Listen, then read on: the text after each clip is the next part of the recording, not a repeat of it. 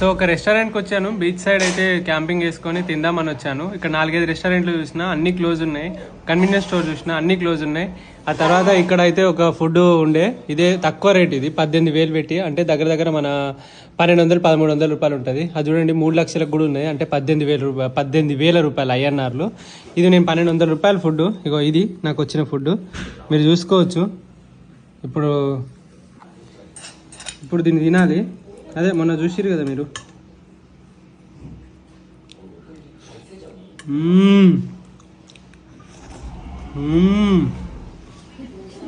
So yummy అనుకుంటారు కదా, మీరు అట్నే అనుకోరి, నోరు మూసుకొని తినాలంతా. అంటే ఎట్లా తింటారు సార్ అంటే నత్తగులాల కూర. గడ్డి తింటావా ఎట్రా?